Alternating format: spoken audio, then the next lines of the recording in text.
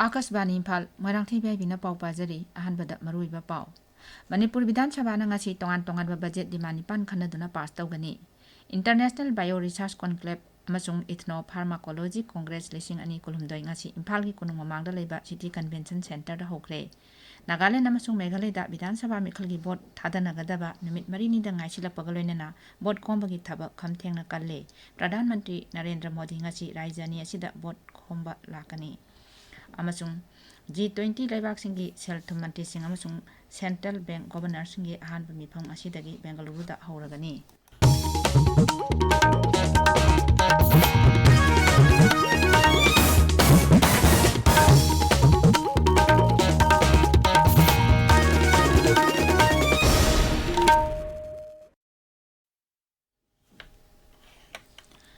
Manipur Vidhan Sabha na ngasi tongan ba budget demand nipan khanaduna pass tawgani demandsing adudi information and publicity labor and employment tribal affairs and hills development power election science and technology amasung information technology ni ngarang tongan ba bibak nipan gi apun ba senpham lupa koti lising mari chatet kunthra mari lak marphudang hundai pass tawkhre bibak sing adudi state legislature Council of Ministers, Secretariat, Transport, Education, Cooperation, Sericulture, amasung Water Resources ni.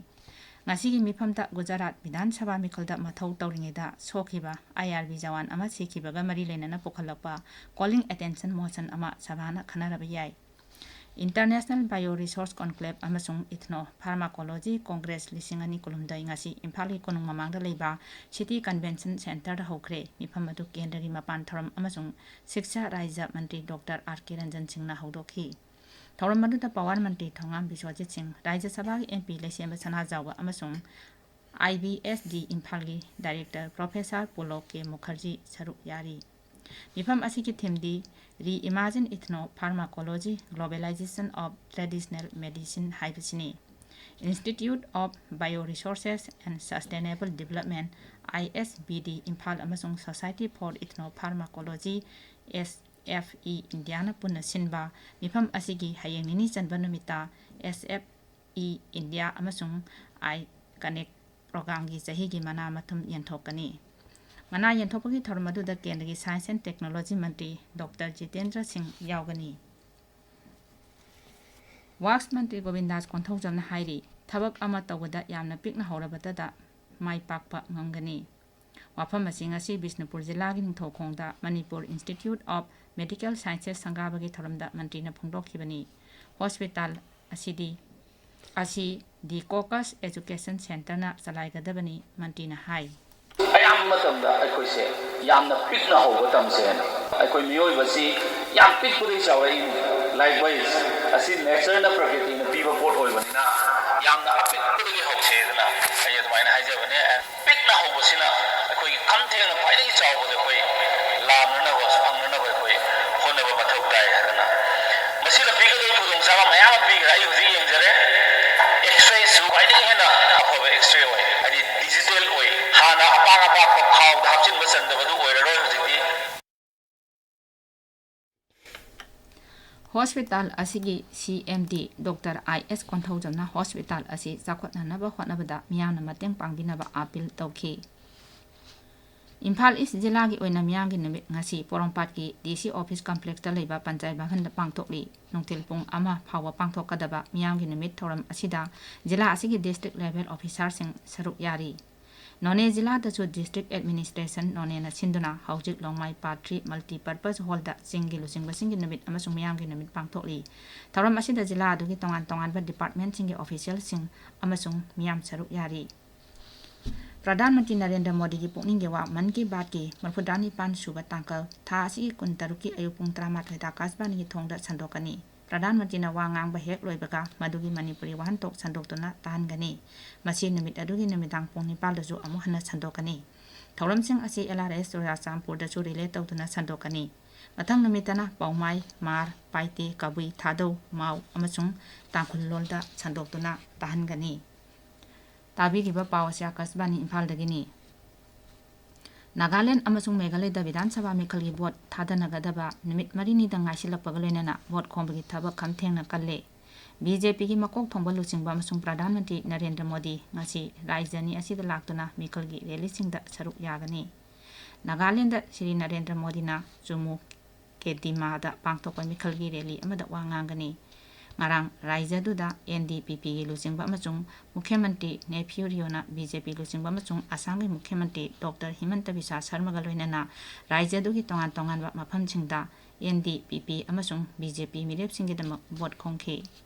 Congress luchingba Sachi Tharuna Dimapur da pangthokpa paugi mifam amada haujik paliba sarkar asigi matamda Nagaland da sakhat thorangi infrastructure amata sengatre haina maral siki. NPF LJP amasung NPP nasu mikhal gi rally kaya pangthoknaki. Marak asida Nagaland na mikhal asigi yanglaga hayeng thangjagi numitang wairamdagi Assam Manipur amasung Arunachal Pradesh ka tainaba ngamkhaising thingjilagani. Meghalaya da rajya gi BJP luchingba singna ngasi pangthokadoriba Pradhan Mantri Narendra Modi na saruk yagadaba rally amasung miyanggi mitin gi damak thaurang matik chana lokhatle rajya sida Shri Modi na rally amada saruk yagani.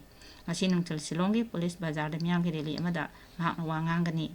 Tura da pangthokadaba atopa rally amada su wa ngangani. Marak asida Pradhan Mantri Narendra Modi gi khongchat ki mangwainana Trinamool Congress ki Lok Sabha MP Mahuwa Maitran hai Trinamool Congress asi BJP pu yadabagi damak thoidokna khangnai Shillong da mahakna paugi mifam amadasu wa ngangki. NPP luchingba amasung Mukhyamantri Konrak K Sangman hai mahakki dolna raija dugi miyabu kathokpaga loinana seba thoraki. Mahakna William Nagar amasung Dadengre Kendra singda NPP mirep singgidamak vote khongki. G20 leibak singi selthum mantri sing amasung Central Bank Governor singi ahanba mifam asidagi Bengaluru da hauragani. Ifam asida G20 da yawba leibak sing bartan tawba leibak sing amasung malem thaki organization sing mihut sing yawna punna delegate changwarom saruk yagani. Mifam asi mangjongnana record tawraba Pradhan Mantri Narendra Modi na saruk yagadoriba selthum mantri sing amasung Central Bank Governor sing da piba paujel amaga loinana hawdokani. Saruk yariba singbu taran opagi thauram pangthoklaba matungda International Financial Architecture, Sustainable Finance and Infrastructure gi khana neinaba ahanba mifam hawgani. Nungthilda Financial Sector amasung Financial Inclusion gi mifam pangthokani. Hayengna Global Health, International Taxation, Productivity Games yauna kunmathoi suba sahi chada malem sina thengnariba selthunga mari lenaba hiram kaya khanagani. Pradhan Mantri Narendra Modi na ngasi kendra gi budget puthokraba matungda pangthokpal using amasung cooperative ki webinar amada wa ngangani. Masi ngarang dagi haukiba budget puthokraba matungi webinar 12 gi series adugi saruk amani. Webinar asi March 13 phawba chathagani. Webinar sing asi kendra gi senba sahi lising ani kulmdai kunmari gi kendra gi budget tamapung oiba miyeng thamliba saptari si semgatnaba tongan tongan ba mantraloi amasung department singna sembani. New Delhi da namit huni chathagadaba All India Taekwondo Championship ngasi kendra gi affairs amasung sports mantri Anurag Singh Thakur na hawdoklagani. Championship asi Bharat amasung Korea na kutnitigi mari thamnarakpa sahi yangkai surakpada sinbani. Hawdokpagi thoram aduda leibak anina sana khotnabagi lamda MOU ama sahi tongnagani. Ukraine amasung Russia gi marakta yengthinaba khudakta toknaba UN General Assembly na warep ama pass tawkhre. Warep aduda Ukraine da mapung phana tungkoina santi thambagi tangai phadaba lei haina padli. Yengthinaba toktuna Ukraine dagi makhoigi lanmi handoknaba Russia da appeal tawri. Warep adu member Germany phumathoina sagotki tare na madugi mayokta leiki. Bharat yauna member kunthani thoidi vote pikide. Aroibada maruiba pau amo. Manipuri Bidhan Sabana ngasi tongan tongan ba budget demand nipan khanaduna pass tawgani. International Bioresource Conclave amasung Ethno Pharmacology Congress singani kurumdai ngasi Imphal gi konung mamangda leiba City Convention Center da hokre. Nagaland amasung Meghalaya da Bidhan Sabha mikhali vote thadanagadaba namit marini da ngasilakpaga loinana vote khombagi thabak khamthengna kalle. Pradhan Mantri Narendra Modi ngasi raijani asida vote khongani amasung G20 leibak singi selthum mantri amasung Central Bank Governor singi ahanba mifam ngasidagi Bengaluru da horagani. Paulo Izari.